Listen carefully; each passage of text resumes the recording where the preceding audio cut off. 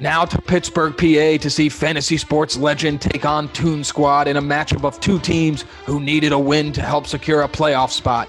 SB's three-headed monster of Diggs, Cooked, and Hill went off as always, combining for 60 putos. But the rest of his team couldn't hold off the all-out attack from Toon with a 150-plus point performance. Brady and Devontae went off. FSL might be joining me on a long fall from the Whitman, as this was maybe the worst weekend to be a Bilo boy of all time. With our luck, we would have survived, just with horrific injuries, Boom. That's right, Tej. Anyway, no more tears, and on to Week 12. SFL goes down to Toon Squad, 154-90. We head down to Baltimore to find the broken and beleaguered All-Stars moseying their way down I-95 to take on the 8-2 Dubs. The All-Stars are driving a vehicle that is reminiscent of the great film Grapes of Wrath, with all his shitty players and emotional baggage stacked a mile high. I'm guessing none of you uncultured brutes have seen that film, but it's a good one. This one was a case of haves and have-nots, and the Dubs had. The Dubs were led by 36 points from Q-Ron Rogers and stormed Tyler's capital and converted his team into the All-Stars and Stripes. Stop the count, Tej. Oh, and the Dubs go marching on the capital, and the Dubs go marching on. Dubs 134, Antifa 78. Now to the battle of the cats. The fat versus the cool. Who would win this one? Zachy was put on a hot chip watch last week by SB. He was struggling and it was looking like another loss. But no, he's gone from the high 100s down to the 70s more times than Christian Bale for a movie role. The cool cats put up a clunker, but it didn't really matter because Zachy went off. Herbert and Williams finally looked like their old selves. Solid games from Chubb and Brandon Ayuk and put the inconsistent fat cat over the cool cats, 149-77. Some spread. We head up to New York. The city's so nice they named it twice. The other name is Little Israel. We find a lopsided battle between the Burnt Toast and the Bipocalypse first place Jimmy John. No real shocker here as the Johns rested all of his starters to get ready for an epic Turkey Day showdown with the fantasy sports legend in Week 12. Burnt Toast cut through the Johns like a hot knife through turkey and poured it on behind a single-player season high of 53 points behind Jonathan Taylor Thomas, who said, "I'm the man of the house. And at 3-7, this team needs some home improvement, but you better believe the Toast will be home for Christmas." Toast in a sacrificial murder, 165-73. Bumbo! Let's go to the home of the filming location for The Happening, starring Mark Wahlberg, Phoenixville, Pennsylvania, to see the Luchinator try to take down the Rolling Buffaloes. Kipper's team keeps looking scarier and scarier with the return of CMC and the Slim Reaper Devontae Smith starting to put up numbies. Josh Allen still put up 17 in his terrible, horrible, no good, very bad day. Luch didn't have his best day, but it wasn't a match for Kipper's team as he put up big-time numbers to roll over Luch. Kipper's team is making a run at the first round bye, 140-96. We head up to Philadelphia for yet another D-Baptiste derby between the Teflon Don and Big Daddy AE. Teflon got out of the gate slowly, like when he attempted to run the 40-yard dash, after eating a General Tso's combo platter followed by an Oreo milkshake. The Big Daddy continued to sift for gold from his star-studded 49er duo and was also spurred on by the fourth running back he started this week, Jalen Hurts. This one came down to Monday night, which has not been kind to the Dons so far this season. Chris Godwin came up a yard short of his second touchdown, and no, not again. The Don goes down quicker than a co-ed at the lacrosse house. Big Daddy survives, 96-95. Some spread. Let's head to NYC to a matchup between two teams going and trying to claim those last few spots in the playoff hunt. JN has been compared to the OBJ of the league with his ruffling of feathers and then subsequently having the other team take a big fat dump on his proverbial chest. Who would this week be different? Zach Ertz goes off for 28, and DeAndre Swift looked real good against the Browns with 22. Horton's team put up some points, but as the brothers Bilo predicted, the ATL RB duo let him down with Gallman getting goose egg. That seemed to be the difference in this one. Hard hitters 135, Horton 111. Back. They're not gonna get it. All right, everyone, welcome back. We are on to week 12. I can't believe it's week 12 already. It is Thanksgiving week. JB and I are both traveling on Wednesday. I'm not sure when this is going to come out, but we're filming on Tuesday, a little early. JB, how you doing on this lovely turkey week? Doing better now that it's the next week. Last Sunday was one for the ages of a terrible Sunday, not only for the Johns, but for the Bills. It was a rough one. For FSL, it was all around. For FSL, it was not good. So I'm excited for Thanksgiving week. It's good to have a little bit of a holiday spirit to pick me up out of that, and hoping for a good week all around. We got Bills football on Thursday. Yeah, I mean, after a loss like that, I don't know if it's a good thing or a bad thing the Bills play Thursday, because, maybe we can just quickly bounce back, come out, play well, get a win, and just forget about the Colts game ever happened and move on to focusing on New England the week after. Mm-hmm. But if we lose again, it's just Katie bar the door. This season might be going down the drain. And so I don't know. Thursday night is huge. So I'm sure we're going to be soft up, screaming at the TV together. I'm looking forward to it. Yeah, that'll be fun. And we have good vibes from the last, I forget now with COVID how many Thanksgivings that was ago. But last time they played Thanksgiving was Dallas. I think it was 2019. Yeah, 2019, roasted them. So I'm feeling the good vibes. But no, excited for this week. Everything's kind of tightening up with the Doves won last week, but with me losing, it kind of brings Kipper back into it. It's crazy how tight this playoff race is.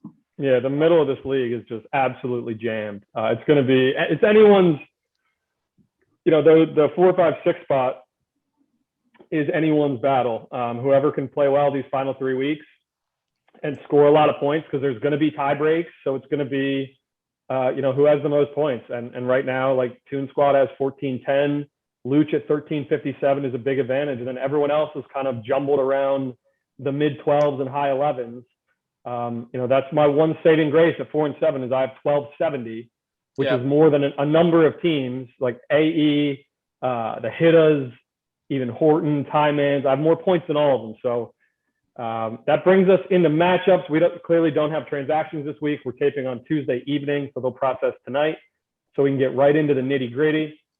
And we start with a big one, at least for me. You're sitting pretty, but I can't afford another loss. So I either win the next 3 and get into the playoffs at 7-7 via tiebreak. I do think that 8th loss is, it's once you take that 8th loss, it's time to pack your bags. And it's looking like it's going to be. We talked about it last week a little bit, but it's going to be. Looks like it'll be 7-7. So.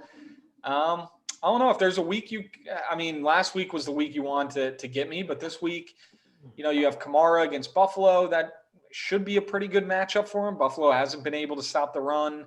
But then as we kind of look at I have decent matchups, Pittman going against Tampa Bay. They've been rough.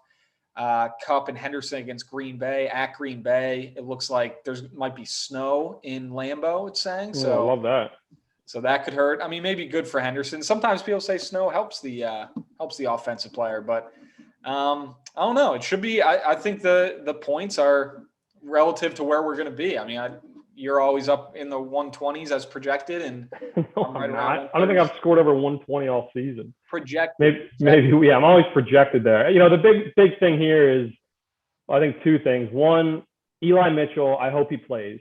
Mm-hmm. Because I don't really have a backup with McCaffrey back. Chuba Hubbard is, turned back into a pumpkin. Latavius Murray, doesn't really get me excited. Eli Mitchell could score 20 points.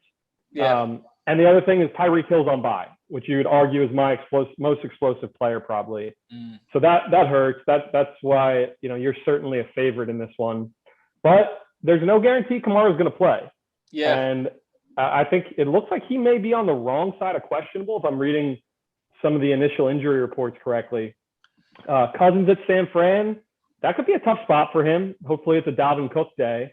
I certainly need some things to fall my way for this to go right. What's been really crazy is Russell Wilson, since he's come back, has scored 4 points in 2 games total. Jeez. Oh my God. Yeah, you're and right. I was listening to this gambling podcast earlier today, and I thought this was a fascinating stat that currently Matthew Stafford is leading the NFL in QBR. Mm-hmm. And if his QBR last year compared to the rest of the league where it ended, he would have finished 12th. with that QBR in 2021 compared to 2020. So it's just like Russell Wilson playing poorly and all these quarterbacks kind of playing poorly, like whether it's Mahomes, Kyler's been hurt, Lamar's kind of been hurt, Josh hasn't been playing great. Dak. It just feels like across the league, there's been, I don't know, just sort of a lowering tide across quarterback play. And it's just, there's no one lighting the league on fire. And you look at the MVP race and it's like, who's even your favorite right now? Yeah, it is. I don't know. Like, Stafford? Yeah. How could it be Kyler? He's missed 3 weeks. Rodgers, maybe? I don't know.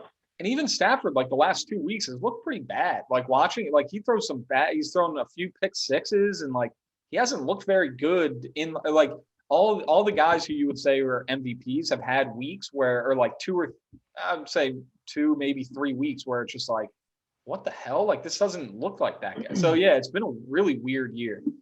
It's been a weird year for quarterback play. So it's, that trickles down to receivers and all this stuff. So, a bit of a tangent, but I thought it was a really interesting stat. And it made me think of that when I look at Russell's performance, where it looks like Seattle's mailing it in. It looks like he's ready to go to a new home. I don't think we're going to see him in a Seahawk uniform much longer. With that being said, they play on Monday night at Washington. I need him to do something. He's been pretty poor for me this year. He hasn't had one game that's really, even when he was healthy in the early part of the season, he hasn't helped me that much. So we'll see. I need the Bills offense to show up on Thanksgiving night. I'm going to be forced to start Manny and Diggs with Tyreek on bye. Mm-hmm. So I'm gonna give the nod to me because I do best when my back is against the wall. Our back is against the wall. And this is where big brother strength takes over, like playing Ken Griffey Jr. baseball when we were 10 years old. I'm gonna disagree. It is hinging, like you were saying. You were kind of saying with Eli Mitchell, and I was thinking the same thing with Kamara. This kind of seems like a weird injury with him, where like it's one of those where it's like, oh yeah, he could have played 2 weeks ago. It was like, yeah, he may play, and then last week it was like no, and then this week may. It just seems like I think it's an ankle sprain, a high ankle sprain, or whatever. So it's just kind of like one of those lingering things. So I could see him not playing, especially on a short week. But that's a big one because my running backs after that, I go Dearness, who's a pumpkin, just kind of like Chuba. And then I have Amir Abdullah, and then, maybe something on the waiver wire that I'll process tonight, something out there. But other than that, that's still going to be, Kamara's projected at 19 against the Bills' run defense. It's been pretty bad. So that's a big one. But I'm going to go with myself. I think Kamara does play. And I'm going to go with me rolling to 10-2, taking FSL out of the playoff hunt. All right, let's move on to a big rivalry game.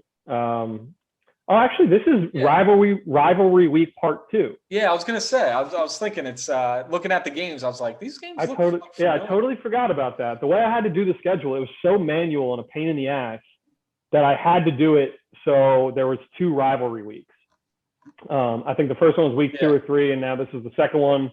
So have a little fun with it if you want. Make a fun bet, but this is going to be the same rivalry you played earlier in the season. So we get to time end at 5-6, leaking oil. His best player, Mahomes, on bye against Teflon Don, and that's why rivalry week is week 3 to avoid buys. Because it's not always fair. Like I'm playing you without Tyreek, he's playing Teflon without Mahomes. So that's why kind of the big one is early in the season before the buys start. I like that. And hopefully most teams are healthy. I don't know. Ty Man is really struggling. He got his ass kicked last week.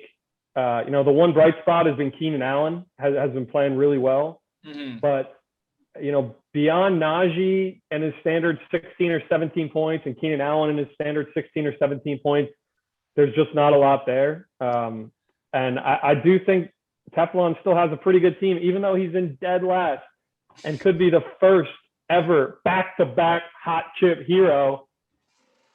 We'll see. He's got to be shaking in his little space boots right now. I know he didn't like it last year.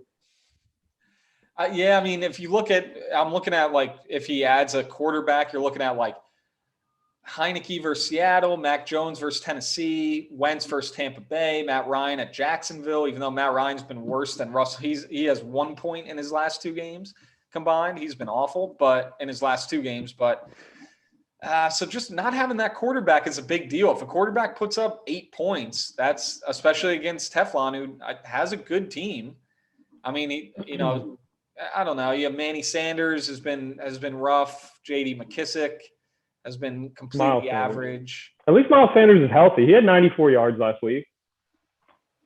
Let's see. Oh yeah, he did. Yeah, only eight points. It's crazy getting 16 for 94 and only getting 8. But he must have had a fumble or something. Yeah. But yeah, I like Teflon. I don't think CeeDee Lamb's going to play though. No. He got concussed on Sunday, and usually short week concussion guys don't go. And I know it's Thanksgiving, and Amari Cooper has COVID, which I didn't mention in our matchup, but I'm starting Dalton Schultz, the Dallas tight end, because there's a chance that Godwin and Cooper both don't play in this game. I don't know if Cooper's going to be COVID cleared yet, and I don't know if Lamb's going to be concussion cleared. So they could be playing very much shorthanded against Vegas on Thursday afternoon. Wow. Yeah, I mean, that would be a big deal. He'd have to play Tyler Boyd maybe. Marvin Jones. But Marvin Jones Jr. I'm going to go Teflon on this one. Maybe it's just because after the text that he sent a few weeks ago, I do not want him to take the hot chip because of I think you should do one with him if he comes in last. Just in solidarity. I will not be. That looks like it ruins people's lives, that hot chip. It's not that bad. I've done it. I'll do something as a show of solidarity if that's what causes him to lose it.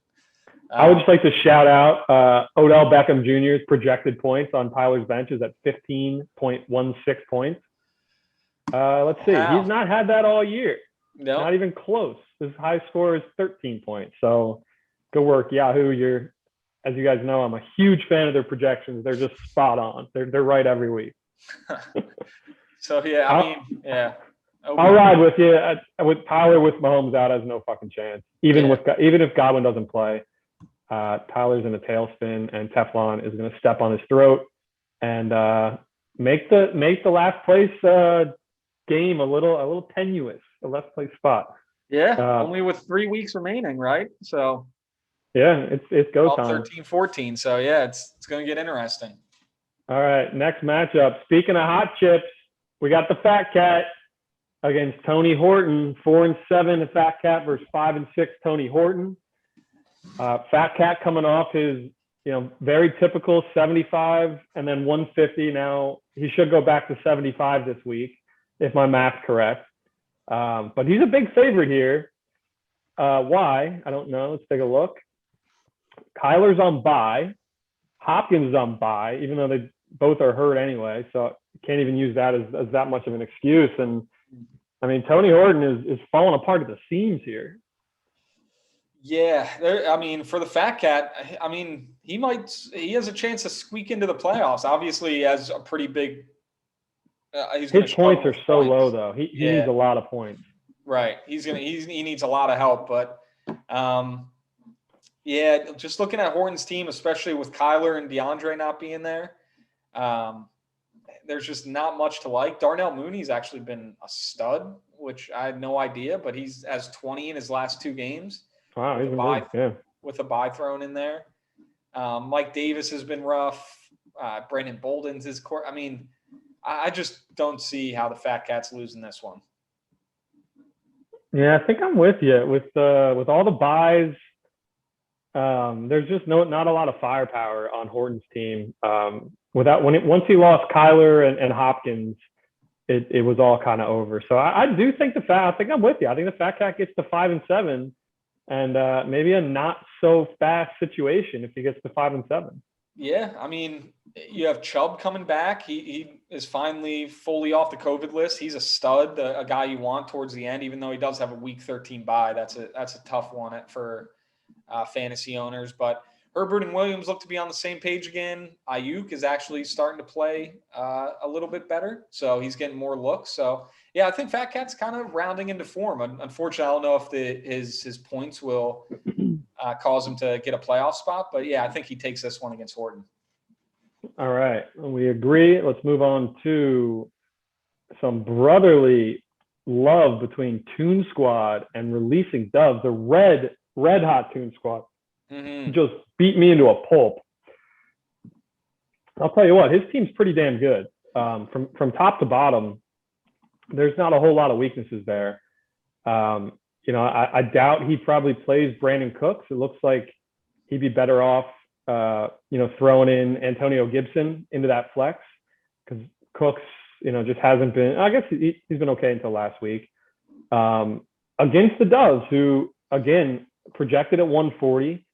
Zeke, full participant even after leaving the game gimped on Sunday. So it looks like he'll play on Thanksgiving, which is encouraging, because when it first happened, it didn't look like, it looked pretty bad. It looked like he got his ankle stepped on and maybe it was a sprain or a break or something. Michael Gallup with all those receivers out is a really clever start. Yep. I don't know. Does Toon Squad take him down? Toon Squad's marching. Yeah, I mean, just looking like we talked about Doves a little bit last week, and we always get chirped if we hate on the Doves a little bit, but you have DJ Moore and Jamar Chase, who Jamar Chase has been fine, and DJ Moore, has kind of taken a step back with Darnold. I know we talked about that last week. He had a great week last week. He's actually kept the targets pretty high. It's definitely was higher with Darnold, but I just think Toon Squad has too much power. Lockett has still been decent with Russ kind of looking like shit a little bit. Mixon's been unbelievable. Looking at his numbers, I mean, he's been awesome. Yeah, he's been great.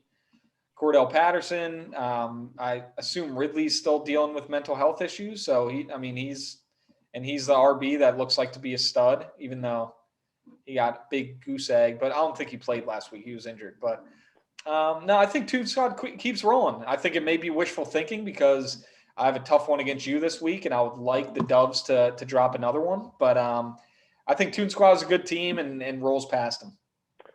Yeah, for me, it comes down to quarterbacks. Rodgers, even though he's at home against the Rams, I don't think that's a very good matchup. Eckler at Denver. Denver is always just a tough place to play and score points. I think I give the edge to Toon Squad with the matchups. And I guess the Rodgers and Devontae thing kind of level themselves out, but I just played Toon last week and he beat the shit out of me, so I'll give him the respect and give him a pick from the commish. Mm-hmm. Go Toon Squad. All right, let's go to Luchinator at 6-5 versus the tail spinning Clifford's Cool Cats at 5-6. Luchinator loses a tough one to Kipper. He has to play the Cool Cats this week with Michael Carter now out 2 to 3 weeks. Adrian Peterson just got dropped, and I think he spent like $73 on Peterson, so money not well spent by Luch. Travis Kelce's on bye. Prescott has no receivers. If there's ever a week for the Cats to pull himself off the mat, it's this week. Lamar Jackson versus Cleveland on Sunday Night Football. What do you think? Can the Cats muddy the playoff waters even more by knocking the Luchinator into a 2-game losing streak back to 6-6? I don't know. Justin Jefferson is obviously, top 5 receiver. Dak, I feel like he'll put up some points. I feel like they always do on Thanksgiving against the Raiders. Beasley's just a question mark with the Bills. It's just kind of, you never know what their game plan is going to be, but they said he was a full participant in practice. So hopefully his ribs are getting a little bit better. I think that's been hurting him a lot of like taking hits and getting yards after catch. James Robinson's had a few good games. I just don't see Clifford getting it done. Got Renfro's actually been pretty decent. And you got Lamar in there. He'll be in there for Garoppolo. I don't know. I like Luch's team enough where I think he gets it done. And I just clicked on Amari Cooper, and he is ruled out for Thursday's game. He cannot play. So then he has also Antonio Brown, who still has an ankle injury, but I think people are wondering, is it really an ankle injury? Is there a felony investigation into his fake COVID card? Who could say? I am calling the upset here. I'm going to take Clifford. I think Lamar Jackson is going to have a big game versus Cleveland. I think Cleveland's playing really poorly right now. If Antonio Brown goes, I think that helps. His running backs are like I want to put spikes in my eyeballs looking at Kenyon Drake and David Johnson. I can't believe I'm picking him, but I'm going to pick the unlikely hero, Clifford's Cool Cats, to somehow slay the Luchinator 6-5 and take him to the woodshed. Wow. A little what's this called? The golf pro or the country club conflict. I think Cool Cats takes the country club conflict somehow, some way. Hunter Renfrow 3-touchdown game incoming.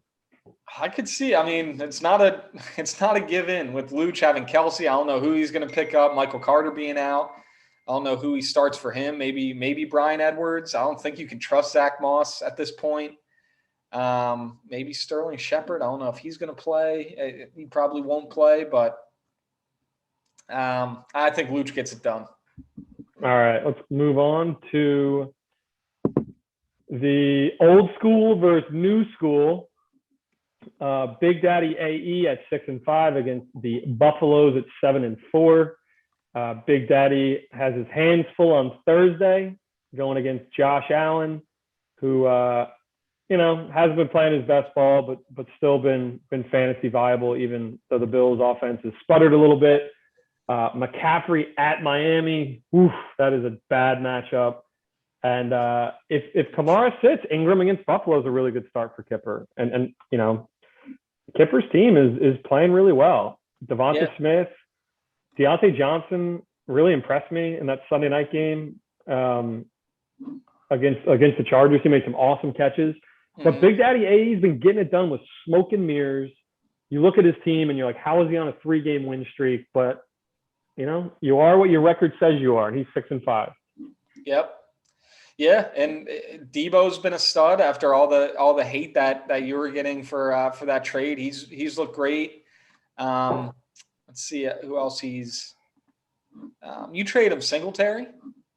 Yeah, for Sam Darnold, which may go down as the single worst trade of my life. Oh no, who'd you trade for? Chase Edmonds. Edmonds, yeah, Edmonds has been out for a little while now. I think he's still on IR. Yeah. Expected back looks like December 5th, so week 13 at the earliest.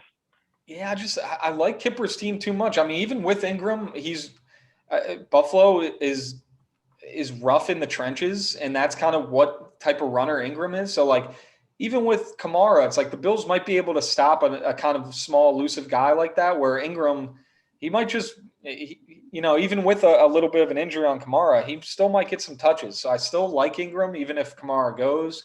Devonta Smith at the Giants should be a great game for him. I think the Buffaloes keep rolling. I think they get to 8-4. I don't see anything slowing them down. McCaffrey might pull a Jonathan Taylor and go for 50. I mean, since he's getting 26 and hasn't been in the end zone yet. I like the Buffaloes. I just think there's too much firepower for them, and too many good matchups there.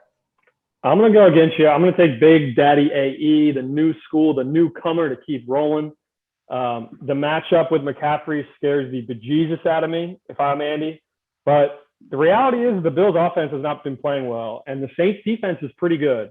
Mm-hmm. And they're going to be jacked up at home. I don't see Josh Allen having a 35-point game. I think he might have another 17-point game. Yeah. The Bills' offense has just given us no reason to give them trust at this point. And A's team's been putting up points. It's Kittle and Debo have been playing well. Jalen Hurts has been playing well. Damian Harris had a bad week 11, but Patriots are running the ball well. I'm gonna go with the upset. I'm gonna take Big Daddy. Yeah, it's gonna be tight, but it would be interesting if Big Daddy can bring them down and they both go to 7-5, fighting for that third spot, which doesn't get you much, but of course, Rhodes and I have some Windex. Oh yeah, it's true. Yeah, you get Windex, and with Rhodes and I, if we go down, we get to 9-3, and all of a sudden those last 2 weeks, you never know. So I'm rooting for Big Daddy AE because with 2 first-round buys, if Buffaloes goes down, I think that pretty much keeps us out of the discussion for unless we lose out. So rooting for Big Daddy AE, but I think the Buffaloes gets it done. All right, final match of the week, the battle of the Nigro brothers, the 4-7 burnt toast, taking on his cross-city rival and big brother, JN of the Hard Hitters at 5-6. JN pulled himself out of a tailspin last week, rights the ship to 5-6. Now's the time. He's got to take down the red-hot burnt toast behind Jonathan Taylor, who has not scored less than 21 points. I mean, Jesus, he hasn't scored less than 20 points. I mean, he had a 19 in there, but the consistency has been just outrageous with high ceilings of 34, 53, 28, 32. The only good news for Jan is he plays Tampa. Yeah. Tampa's probably the best run defense in the NFL. Judging by last year, if there's anyone that can maybe slow down the Colts on the ground, it's them. That if you had to pick a matchup, I'd probably pick at Tampa would be the one place I'd want to play Jonathan Taylor, I think. Yeah. Is that enough to get hard hit as the upset? Maybe a tough matchup for Taylor? Yeah, I mean, I just don't know if they're slowing down. I think he's still going to get around 20, but A.J. Dillon's been a stud, and kind of like we were saying with the quarterbacks kind of struggling this year, it's kind of been a year for running backs. I feel like if you have two really good running backs, that makes your team good. We see a lot of the bad teams don't have great running backs, and then they just the wide receivers and quarterbacks just haven't been doing enough. But who are the great running backs? Oh, you have Taylor. Kamara's been great. Eckler's been Kamara great. been great? Kamara's been okay. Yeah, he's been okay. But Zeke's been okay. Aaron Jones has been kind of a bust. Yeah, Jones has been a bust. McCaffrey finally get going. Saquon's been kind of a bust. Swift's been good. If you look at his numbers, 22-16, he had 9 against Philly, but then 28-17, 22. I just feel like they're going so much. You don't have many receivers doing that, right? Maybe Kupp and Devontae has been pretty good. I think Mike Evans has quietly been pretty good too for the hitters. Yeah, I mean, it's weird. You look at the top 12 at receiver and running back, and it's a weird grouping. Not guys that were drafted in that. It's been a strange year for fantasy. Yeah, it has.